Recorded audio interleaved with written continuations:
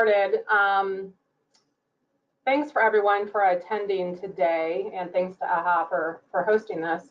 My name is Carrie Arnold, and I am the Chief Human Resources Officer for Sunshine Communities. Wanted to explain a little bit about Sunshine before I get going here. And also, I've given this presentation before, but I typically give it in front of a live audience. So it's going to be a little bit different for me to do a webinar, but hopefully it'll all flow well. And if you could hold questions until the end, that would be great. And you can simply raise your hand in the chat poll, and I'd be glad to answer questions. And I'll save about 10 or 15 minutes at the end for any questions that you have. So first of all, a little bit about Sunshine Communities. We are a large nonprofit in Northwest Ohio. We are just southwest of Toledo, and we provide services to people with developmental disabilities. We do that both residentially and vocationally. We serve over 200 individuals. We have about 47 different locations. Our main campus is in Maumee, Ohio, which is about, again, is southwest of Toledo. And then we have several homes in the community where we're providing services residentially.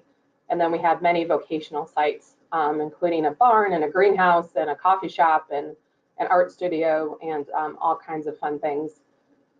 We have around 600 employees, mostly are direct support professionals or DSPs.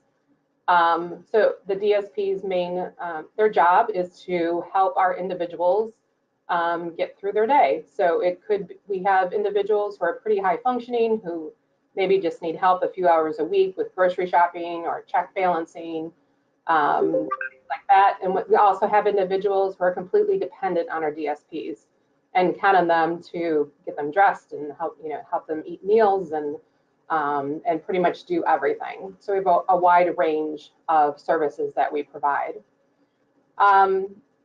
We are about 98% Medicaid funded, so we have zero control over revenue, and therefore our DSPs are earning a lower wage. We started about $10.20 an hour and would love to pay our people more, but that's tough to do when you don't have any control over revenue. As a matter of fact, we have a pretty robust development department that raises about $1 million a year to cover the gap between what we get paid through Medicaid and our expenses. So that's where we are in terms of wages. So a lot of our direct support professionals do come from the Toledo area. A lot are living in poverty and in unstable environments. So we started this process with the ERN about 1.5 years ago. And we knew we had to get creative because our turnover was pretty high, and it was affecting our services. When you're not able to get people out in the community because your staffing is short, it impacts our individuals on a pretty large scale. So that's why we started this endeavor, and I'm simply going to share our story today. And then if you have any questions at the end, please let me know. So today there's a few things that I wanted to do. Again, I'm going to talk about the ways to address workforce instability and why we did that and how we actually assessed our workforce. So I think it's important to understand that this program isn't a magic bullet. It may not work for everybody, but it did work for us. I'll provide you with some ideas that may fit your organization. Again, not everything fits every organization to a T. And I'll also give you contact information at the end and some suggestions for next step if you have any interest in pursuing an ERN like we did. So the first thing that we did at Sunshine is really got to understand our workforce. And we did that by taking all the data we had, basically from the beginning of when Sunshine started, and did some pretty in-depth analysis of our workforce, when they were turning over, what the impact of that was, and found some pretty interesting things. We found that a lot of people were leaving at the 30 and 90-day mark. We also found that stayed a year, they tended to stay for many, many years. So we knew that we needed to think about what to do around 30 days and what to do around 90 days, and also to get them to stay over that year. And then we looked at the bridges out of poverty concepts and what that means for people who are living in instability, and how does that impact turnover as well. The cost of turnover was really important. You have to understand how much it's costing you in order to understand the impact.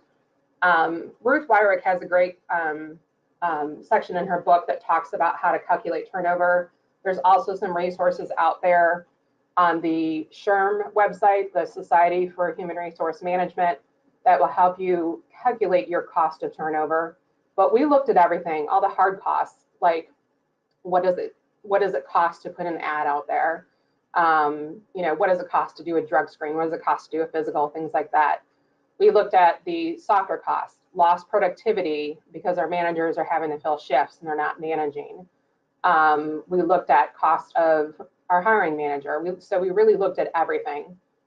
And what we found is we were spending about $4,500 every time somebody turned over, which is obviously a significant amount of money. So then we looked at the role of economic diversity and what does that play in an employee's stability. And through the bridges out of poverty concepts, we learned a lot of interesting things that we didn't necessarily think of in the past. Things like, how can we better support our employees who are going through crisis? Things like how important relationships are to people who are living in an unstable world, and what does that mean? So for example, we have employees who call off because they have to babysit their sister's children. And in the past, that was a real, that was a question in our mind, like, why would you possibly call off work because of your sister's children?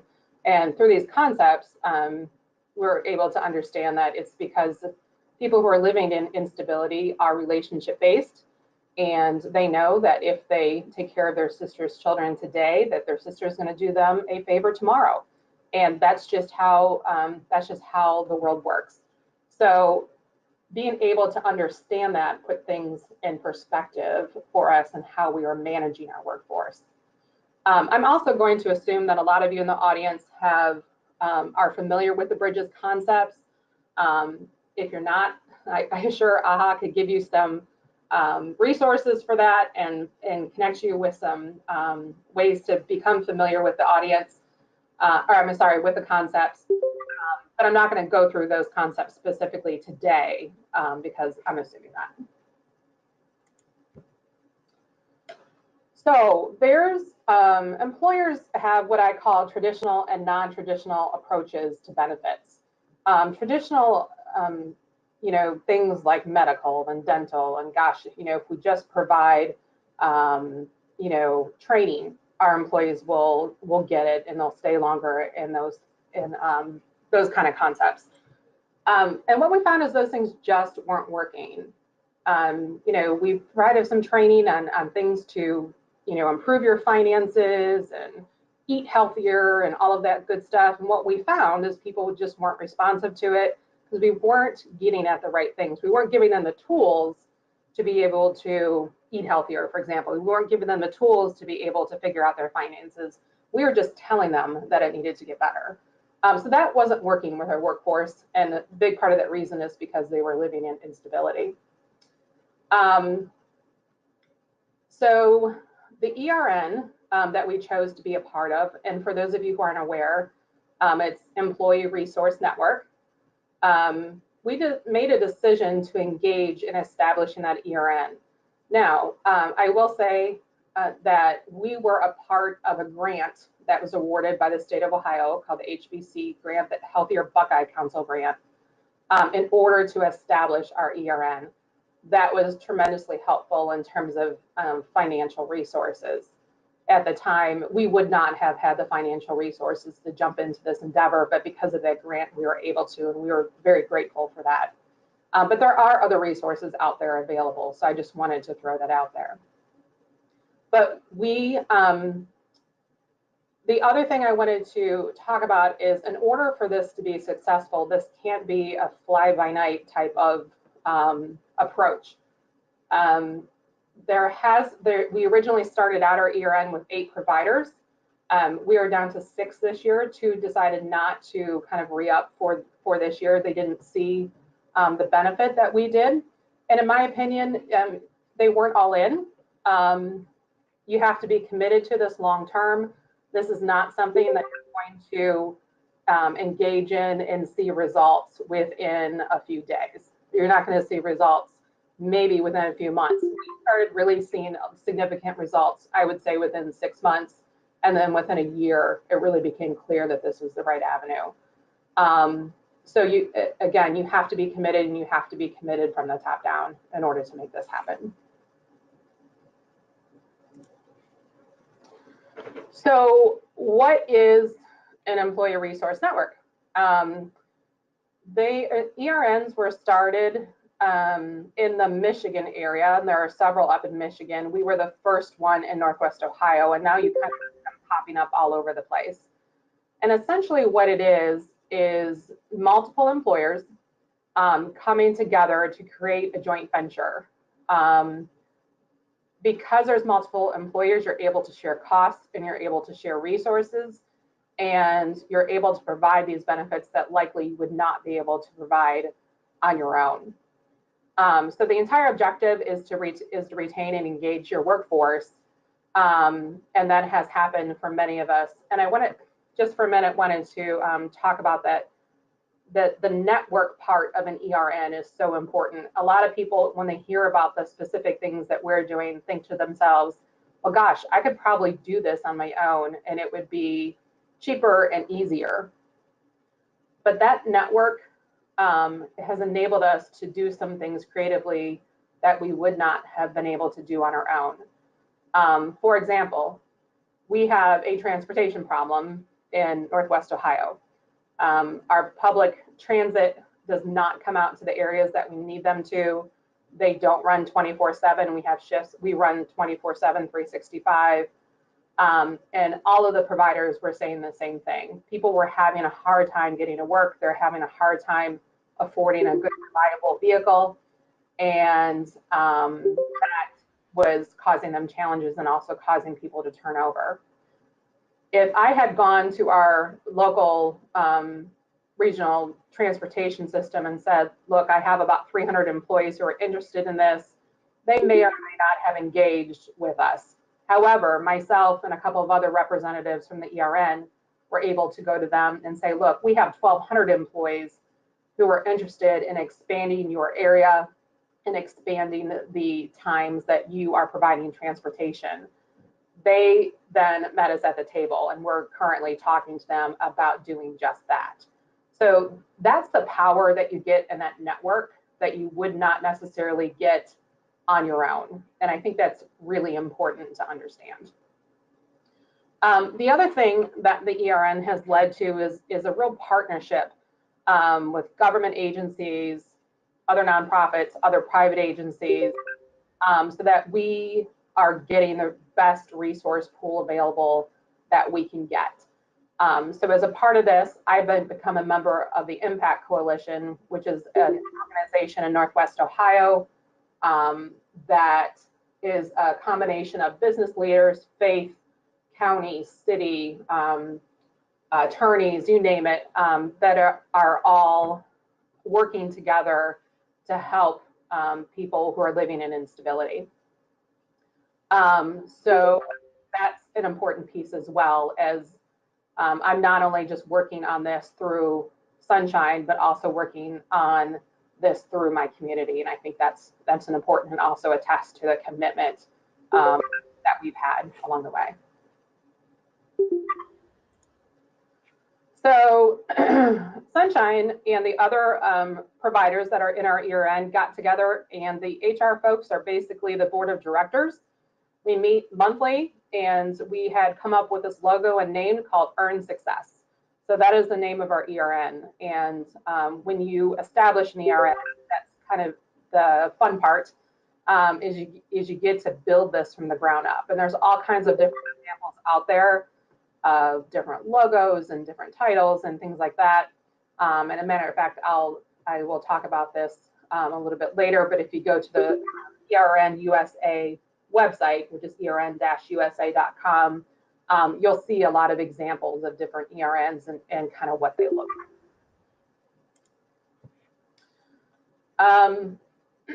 So I think I've already mentioned that we were the first ERN in Ohio. Our ERN was created specifically to address the DSP workforce crisis. That's a bit unusual. A lot of ERNs are made up of organizations that are all different. So the ones in Michigan, for example, might be a hospital and a manufacturer and a retail and maybe a fast food. That's how they typically are made up. Again, we're a bit unique, and you have to have the ability, if you're working with like organizations, to be able to share those resources and basically, not get competitive over it. It's common for our employees to leave Sunshine and go someplace else, and we are also hiring people that have worked for another organization in the ERN, and we all just kind of get that and accept it, and we're able to work with that. The other unique thing about our ERN is that we have support from the local county board of developmental disabilities. They have given us some financial support.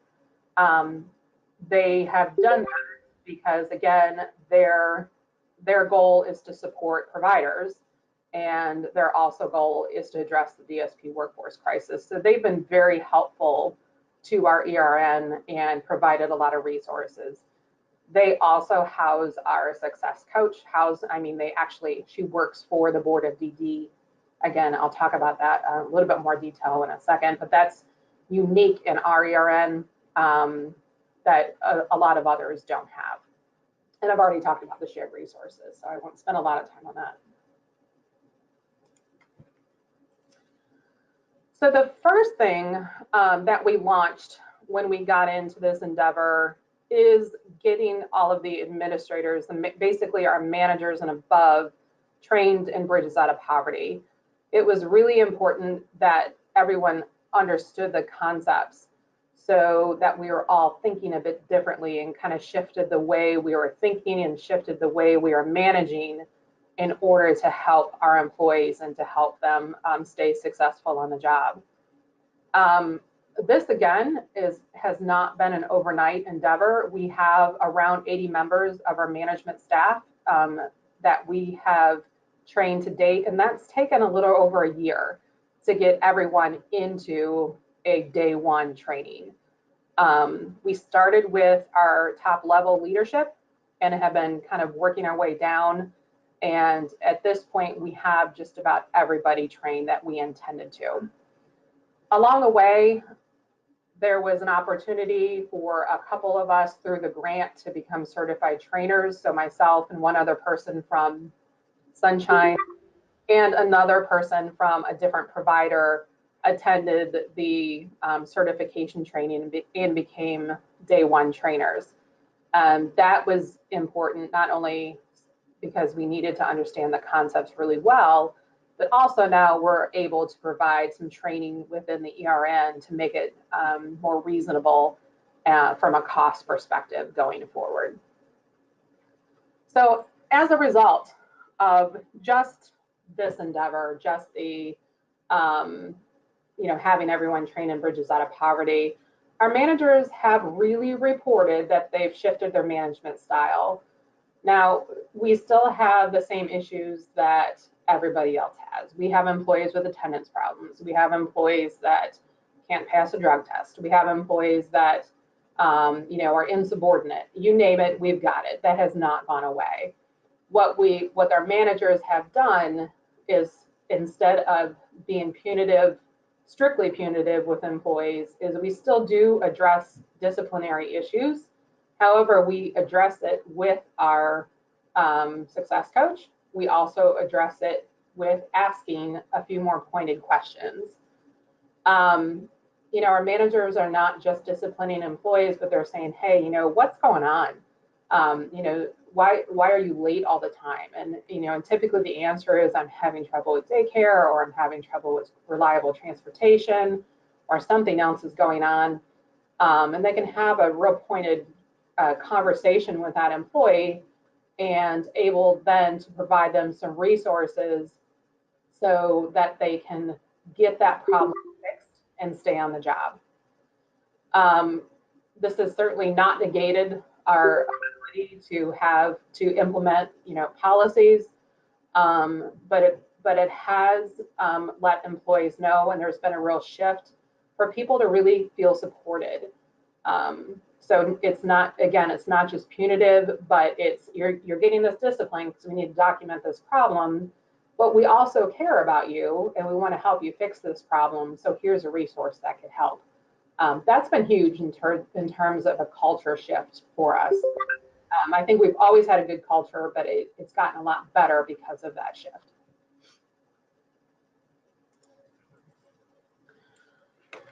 So let's talk about the success coach, because this is really probably the most important decision you can make when establishing your ERN, is getting the right person in that position.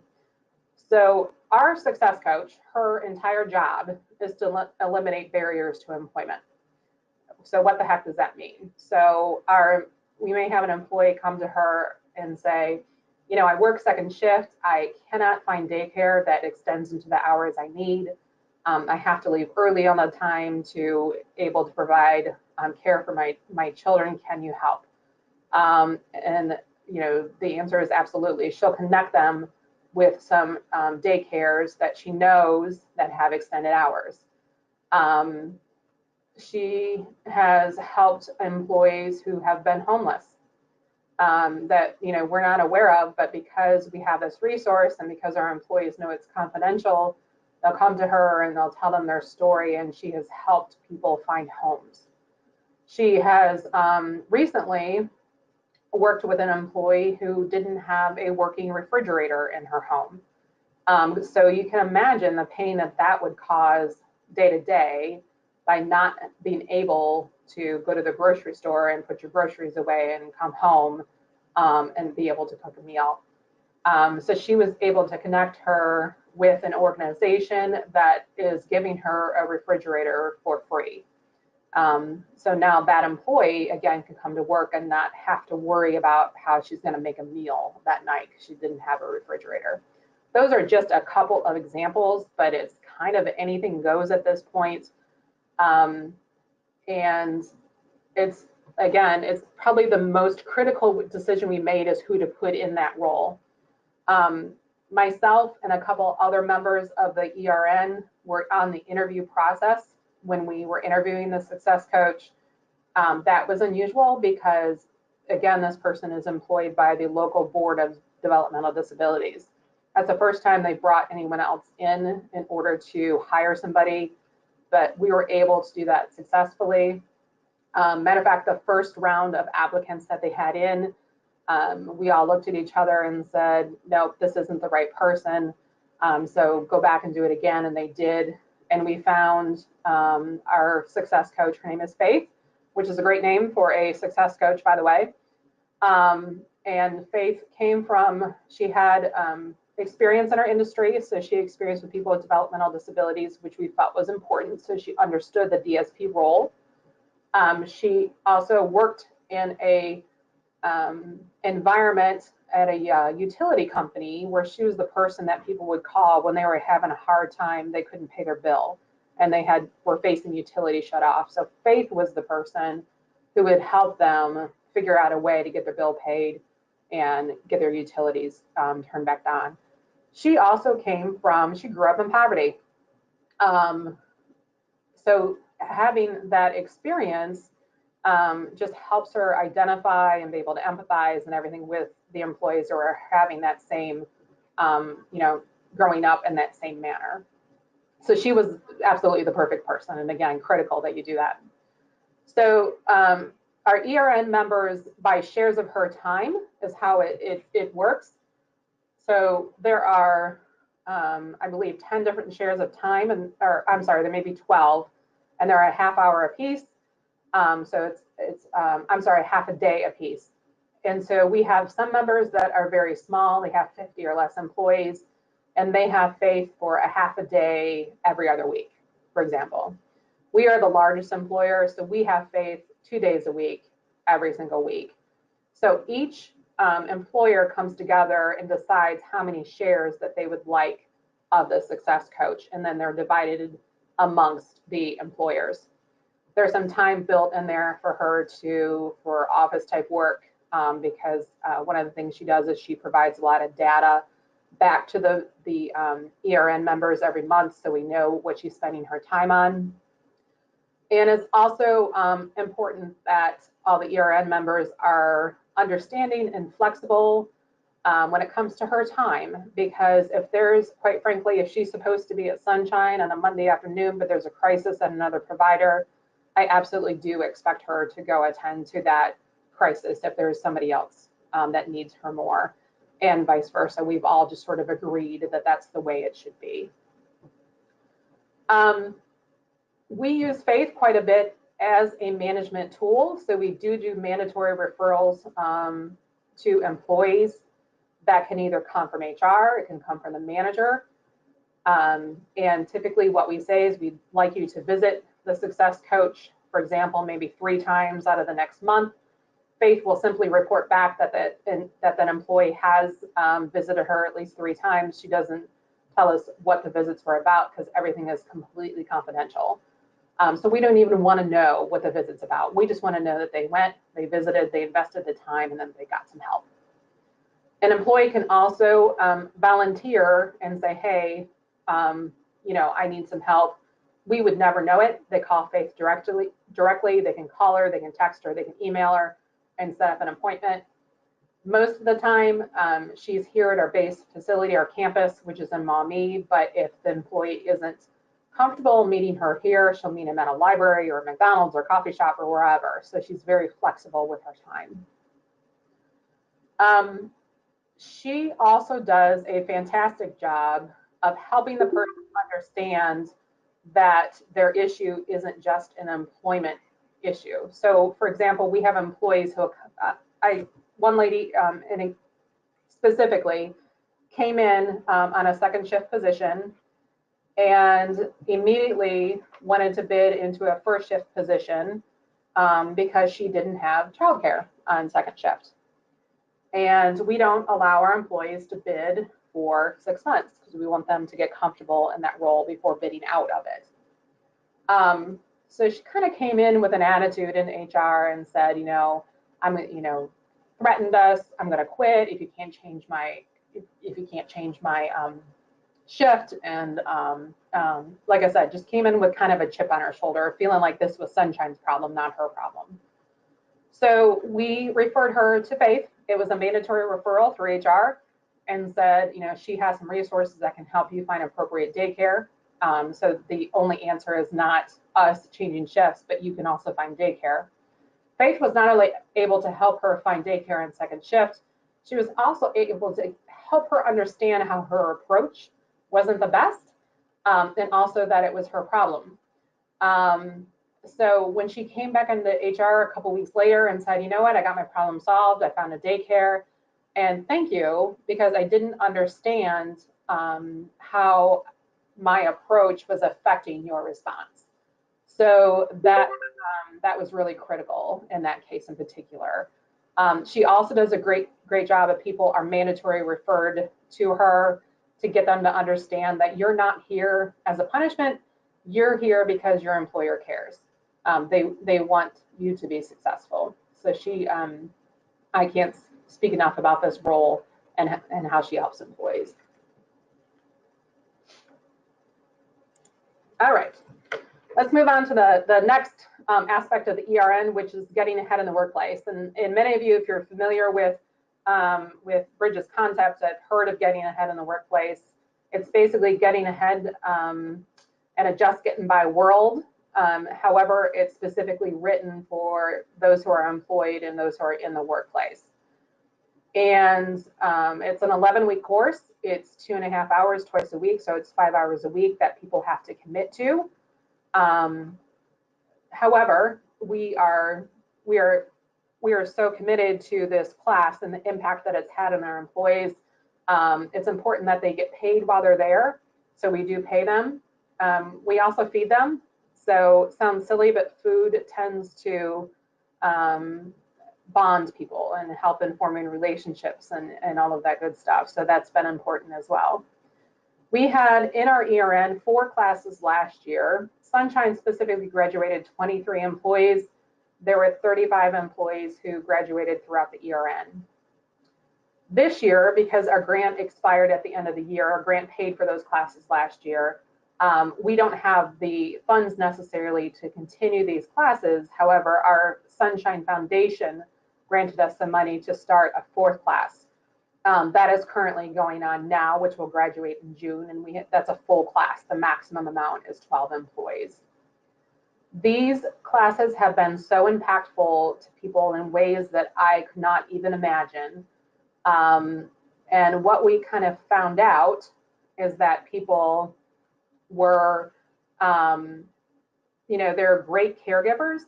That's what we hired them to do, and they were fantastic at it, but they really stunk at taking care of themselves. So it was amazing to me the amount of people that stood up at graduation and said that. And that again has been really impactful to all of us. I have a video. Hopefully I can get this to work, and you can hear it from them instead of from me.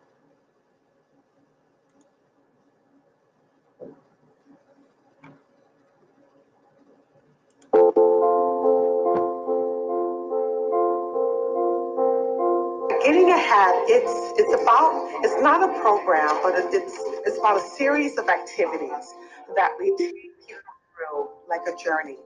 So it allows them this time in order to explore what do they want to do next? What are some of the things that's getting in the way of their mobility?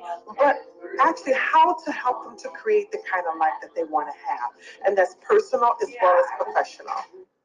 Somebody mentioned it to me that we have a getting ahead in the workplace class. I said, oh, wow, great.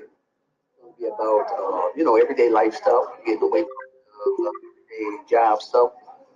I thought getting ahead was going to be different ideas or resources. I thought maybe this would help me with my time management. I saw an email and it got me interested because I thought it was going to be about budgeting. And instead, I found out that getting ahead is going to help me out at work because I'm learning about people. One of the things that I'm learning that has been helpful for me is to really listen to what my staff have to say. Getting ahead is good for those from any background, no matter what your experience is, no matter where you're working at. You can really see when one thing happens, how it's a domino effect for others. And I think just the understanding and seeing how something relates to others is huge. Getting ahead in the workplace, you would think it's all talking about work, but it's not. If we get ahead in our daily life, in all aspects, family, financing, budgets, relationships, that help us in the workplace. I would really, really invite anybody, I would challenge them to take this class because if they think they're not going to get anything out of it, they definitely will. You'd be amazed on where you can go once you're done.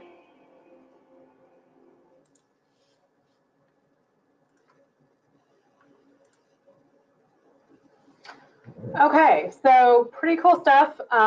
It's like I said, it's been amazing. And we created that video to promote, the class to other employees. That was after the very first Getting Ahead class that we launched. And it was, after that, it's basically all been word of mouth. I haven't had to promote it. I haven't had to go out and seek volunteers. We have a waiting list now for people who want to get into our Getting Ahead classes. So it's been very, very successful. We've also had several employees who have gotten promotions. I actually hired one of the young ladies who went through our 3rd Getting Ahead class in my HR department, and that's been just wildly successful, and she's very happy. And she said that she would have never even bid on the position had it not been through that class. So numerous success stories. and things like, you know, people losing weight, taking charge of their health, reducing their debt, you know, helping their credit, all kinds of things. So can't say enough good things about this class. Employee-sponsored small dollar loans has also been really successful and very, very popular with our employees. An ESSDL is essentially an alternative to a payday lender.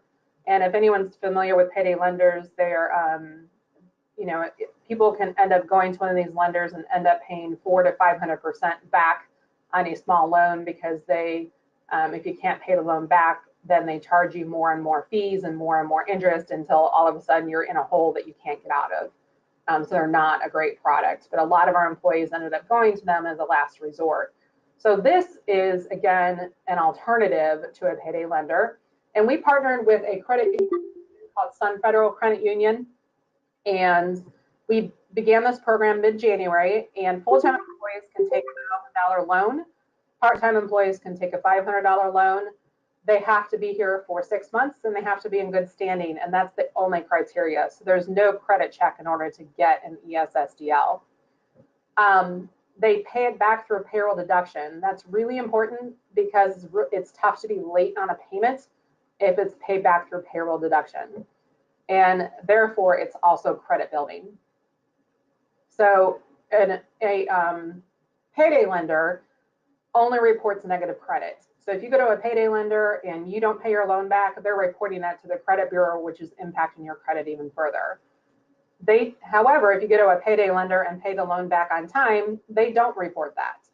So it's not helping your credit at all. This loan is reported to the credit bureau. Again, hard to be tough when it's tough to be late when it's payroll deducted. So it's been a huge boost to credit for many of our employees. To date, we've given out 296 loans. This was as of last week.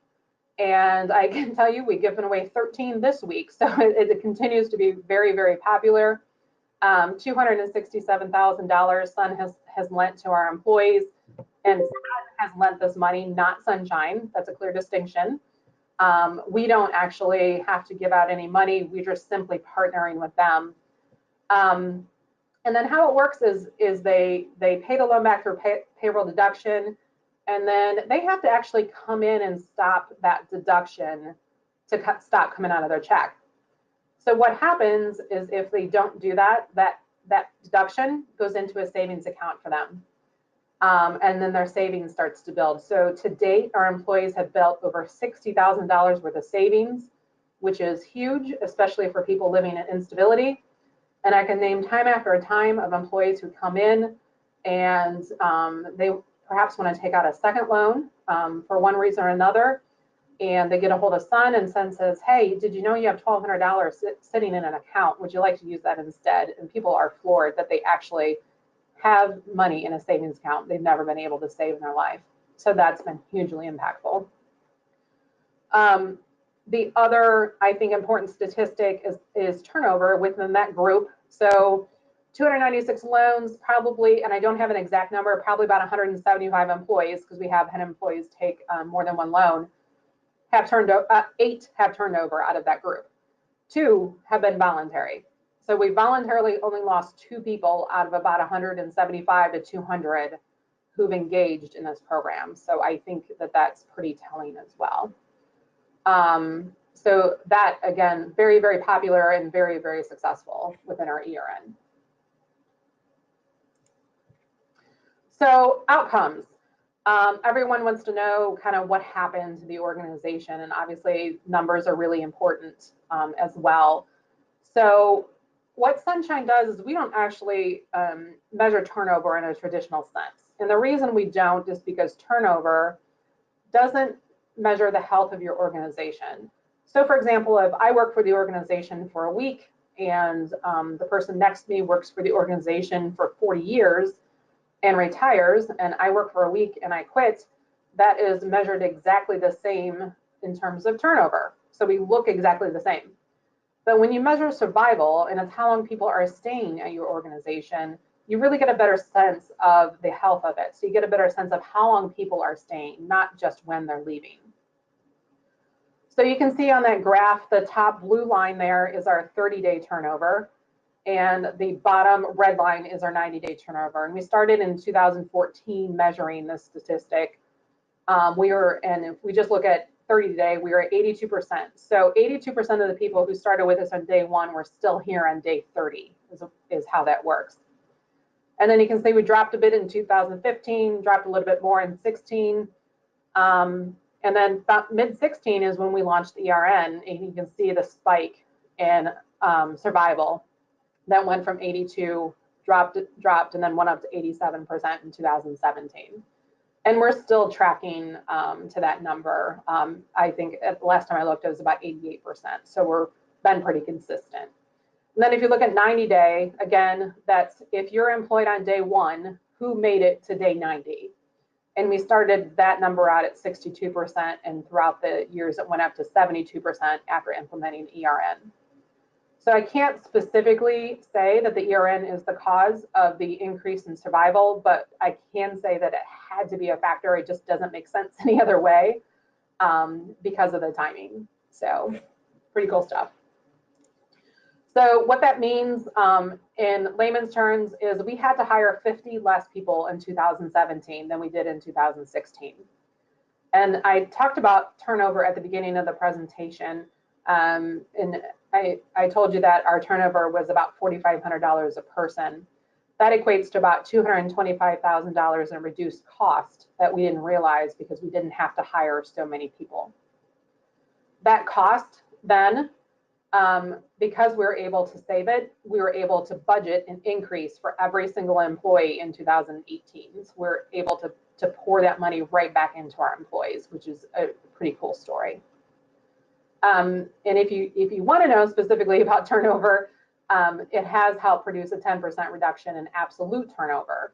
So our turnover actually went up when we implemented the ERN, and that was a bit perplexing until I realized that what was happening is we were able to help exit some employees who weren't the best employees because we didn't have to keep them around just because they were filling a slot, so to speak. So we were able to move them on, therefore turnover increased, but then replace them with a better quality employee. So it made sense after that. And the other thing is, the services that we provide are really intimate services. And just imagine if you had a disability and you had somebody come into your house to help you get dressed and take a shower and do really intimate things. Just imagine the difference between having a stable workforce and having somebody you have a relationship come in every day as opposed to a new face every day. So the increase in quality of care has been immeasurable but huge. So I think I got through that as fast as I could, and I want to open it up to questions. And maybe if we could unmute everybody, if anybody has any questions, feel free to ask. And I'm going to kind of scroll through here and see what I missed as I was talking.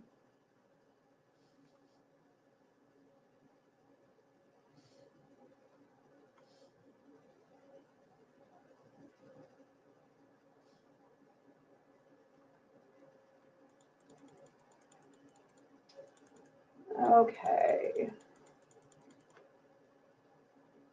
Is Faith given a heads up on why the employee is referred? Yes, typically. So if it's a mandatory referral, we do let her know that this is what's going on with that employee. But then we don't get the feedback back because the information is confidential. She only reports that the person has met with Faith. We don't actually get a follow-up as to what happened as a result. What is the cost of shares? It differs in every ERN. So our shares were $4,000 a piece. That is, I will tell you that cost is low, and a lot of the reason is because the board of DD again was helping supplement a lot of that cost. So it varies greatly depending on what the setup of the ERN is. And is she the employee of one of the companies? No, she is employed by the Lucas County Board of Developmental Disabilities.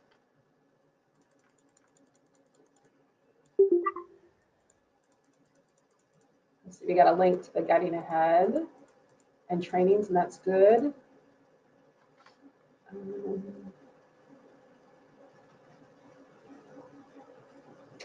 Our June Michigan ERN employee newsletter, available to all employees of Michigan ERN's customized to the Success Coach schedule, highlights Getting Ahead with a quote from Health Ring Success Coach from Marion Matters. That's awesome. There's Marion Matters, I know, is doing a lot of work in that area with ERNs, which is all fantastic work.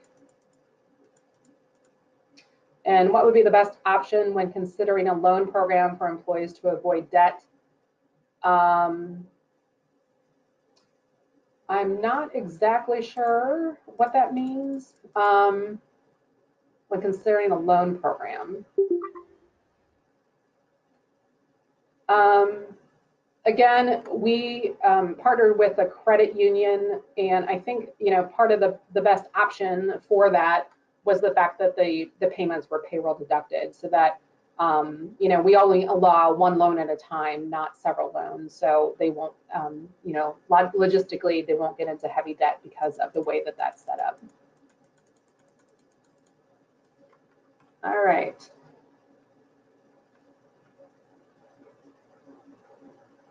So ERN hardship and savings loan are for emergencies.